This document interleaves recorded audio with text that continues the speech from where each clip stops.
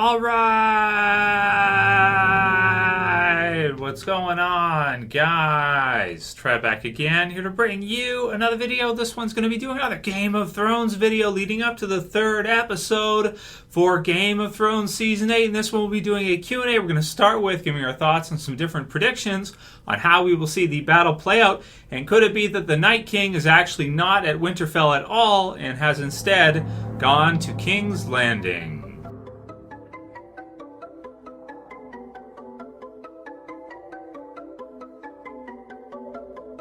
Alright, and spoiler warning if you are not caught up for Game of Thrones. So I thought we would do at least one Q&A because it comes to my attention that I have not done one yet this week leading up to the third episode. And definitely we've got to do that. There's lots of awesome stuff going on right now, so it's kind of tricky to try to keep up with everything. We got Game of Thrones running through, Avengers Endgame hitting, which is crazy even in its own right. And then there was Black Summer that premiered on Netflix, so we did lots of videos for that, reviewing that.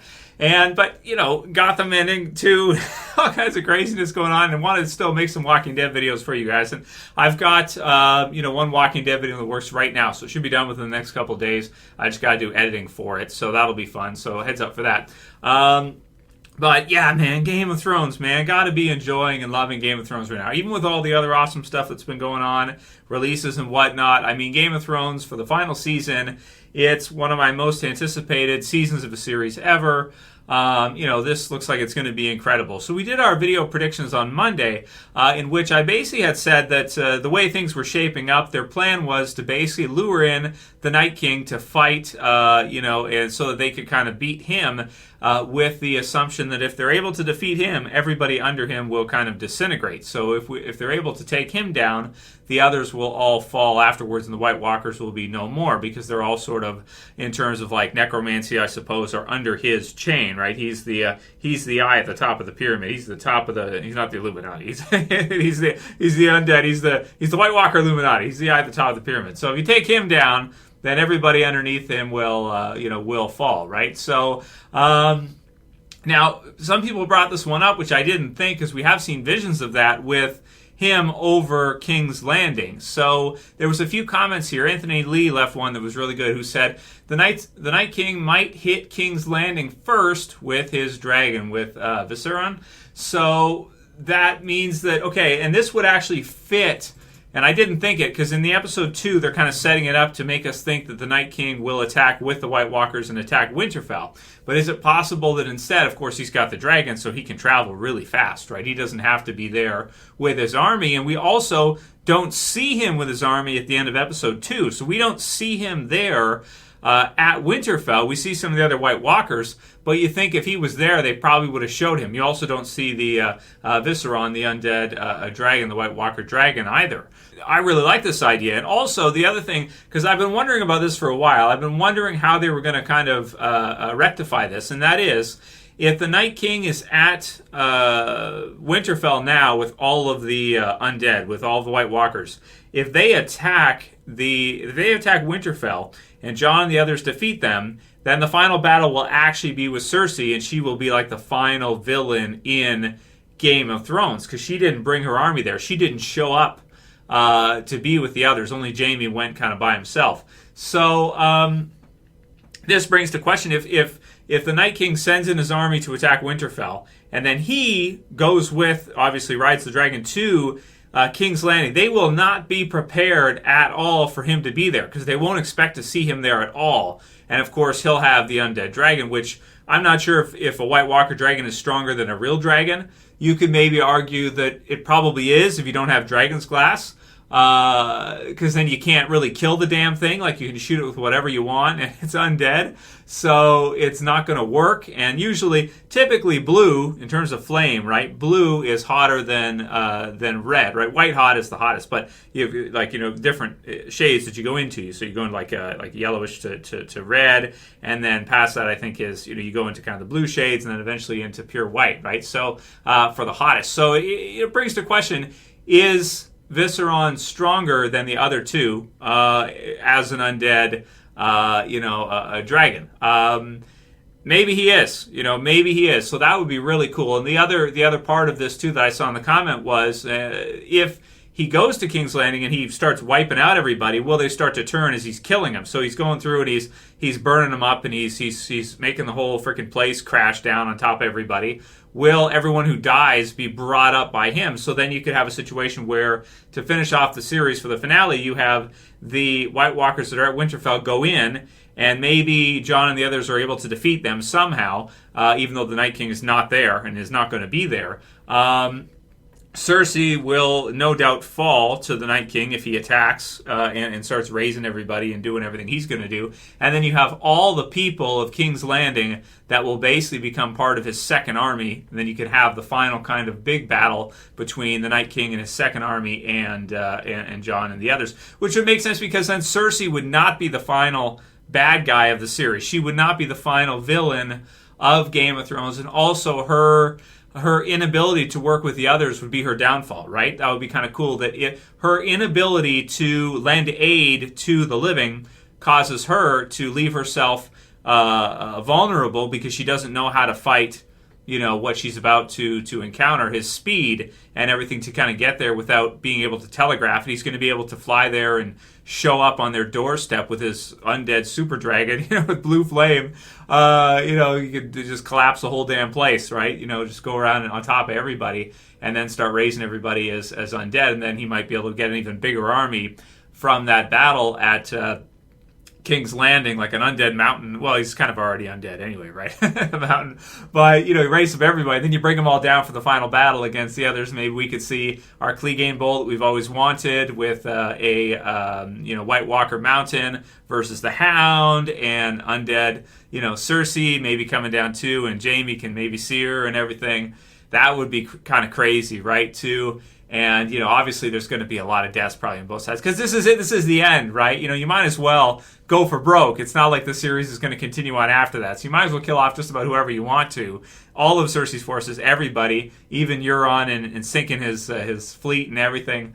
It makes sense, man. It makes a lot of sense. So I like that one. That's really cool. And that would fix our problem of having Cersei be the final bad guy. Because I feel like Cersei probably should not be the final bad guy. If they beat the Night King first, and then it's Cersei versus Jon and the others and Dany, it doesn't make sense, right? I like this idea. So it goes the other way. Cersei falls first. The Night King beats her all by himself with the dragon, and then brings everybody with him for a second battle at Winterfell after Jon and the others barely beat the first group of White Walkers, let's say, with their undead giants and all the other stuff they have. So I love the predictions. I love the idea, and that would fix the problem of having Cersei be the final bad guy when the Night King probably should be.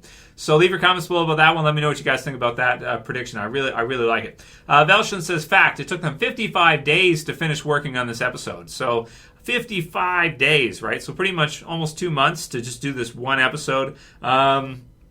It should be epic, man. These last few episodes of Game of Thrones, we don't have that many left. So, again, I'm kind of saddened, but it looks like we're going to see some of the best of the whole series. And again, the big question, can they top The Winds of Winter or Battle of the Bastards or some of the other episodes? We all have our favorites. Will these last few episodes top even those and be kind of a unifiedly viewed as the best episodes of the series? It should be epic either way, right? About as epic or even more, well, maybe I shouldn't compare, but about as epic as Avengers Endgame or more, right? So Mark Messina says, where's Melisandra at? So Melisandre's got to be out there somewhere, right? She's not with the others. I would not be surprised if we don't see her again in the series. She's kind of been banished, so...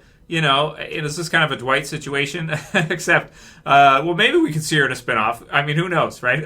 But I tend to think that she's probably gone, and maybe we won't see her unless she somehow has gone to King's Landing and she ends up becoming part of the Night King's second army, I guess, if that prediction is true, which I do like. Douglas Scott McCarron says, say this episode that Arya got some. Isn't it episode 69? So I think he pointed out that it is. Some people like the Arya stuff. I think it depends on how old you are. For me, I mean, she just looks like a kid to me. But then again, I'm 32, so it's, I get it. Some of you younger dudes are into that. To me, it just looks like a kid to me. So does Gendry, too. Prick Grimes says, I like the name, right? What do you think of Arya killing Viserion instead of the Night King? Jon has to be the one to kill the Night King, in my opinion. Thanks, Trev. Yeah, I agree with you. That's true. That's a good point. Especially if things go this way.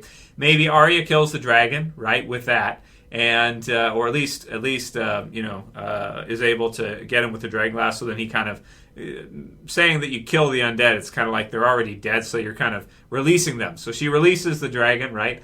And then the Night King falls, and Jon is the one to finish him off or to beat the Night King in the end. And maybe Jon falls in the process. Maybe they kill each other, and Jon sacrifices himself to take him down, and then that's how the series ends, or something like that. That would be awesome, and I would like to see Jon be kind of the one to do it, I suppose. If there's someone to do it, Jon being the one to do it would be satisfying for the series. Because it's kind of like the Night King is sort of like his bad guy, It's like his villain, right? Whereas Cersei might be, I don't know who Cersei would be a villain to, maybe Daenerys and maybe some of the others. But for Jon, the Night King is like his villain. He's the one who was north of the wall. He's the one who saw all this all the way through. So, that would definitely be fitting.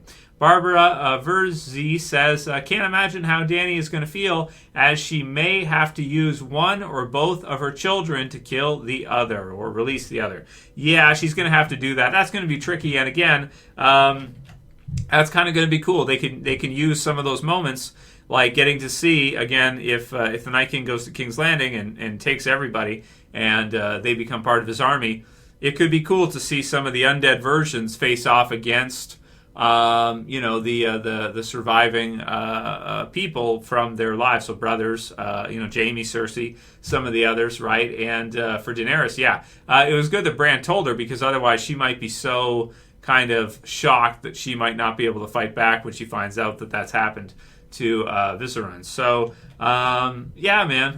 good stuff, and I'm heavily looking forward to see the dragons fight. It's going to be fun, too. Tesla Da Vinci says, not Theon, Reek, me lord. So I like that one, right? Reek. That's cool. It just reminds me so much of Ramsay. Ramsay was a great villain. We should do that. When the series ends, we'll probably do a top 10 greatest villains for Game of Thrones. And it's going to be difficult to say, because you got to have Joffrey in there. You got to have Cersei. You got to have Ramsay. And you got to have Night King. He's probably going to be number one, though, right? Like him, number one, maybe Cersei, number two, and then the others. Ramsay. Was Ramsay better than Cersei? Yeah, kind of, yeah. I don't know. It's kind of tricky. We'll see how I'll have to think that one through a lot and generate a list. But you guys can leave your comments below on your top favorite villains for Game of Thrones as a series, and this is almost done. Joker World says, you're my third-eyed raven, Trev. Absolutely right. I'm just going to sit back in my chair and stare at you all weird, right? How'd that go for a video, right? Just sit there and stare at you guys, Sapochnik's got it covered. This episode is going to be a masterpiece, says Dan Hughes. Yeah, I think so, absolutely. And KLightningBolt says, I'm pretty sure Greyworm, Brienne, and Jorah are certain to die. I think Jaime makes it out of this one. Yeah, we'll see who's alive when everything comes down. I'm thinking like Tyrion, maybe Daenerys, Sansa, Arya, maybe Jaime, but maybe not. Brienne had a good moment there in episode 2, so I think she's sure to die in this episode. Tormund had some good moments as well, too, so he might be. But then again, he's like the last wildling standout character that's still alive. So, certain ones here are kind of tricky. Maybe the Hound will be alive when it's all done, because he's a fan favorite. Yarp, he's a fan favorite for sure. It'd be great for the Hound to still be alive when it's all over, right? He kills the undead mountain. But, I mean, who knows, right? We'll see what happens with that. KLightningBolt, I'm still hoping to see it before it's all said and done. I think we got enough time. Dylan Schneider says, I believe Jaime and Theon are dying in the next episode. Theon, I don't see Theon making it out alive after these episodes. Got to be, his time's coming to an end. Anyway, that'll wrap for today's video, guys, for Game of Thrones. Let me know what you think. What are your predictions for the finale? How do you see it going down? Who's going to survive? Who's going to be killed off? And if you like this video, please thumb it up below. You can share, you can favorite, and if you're new and you want to subscribe, bottom left to subscribe. So for this one, see you guys again soon for another video. As always, this is Trev, and I'm saying peace. Later, guys. See you soon.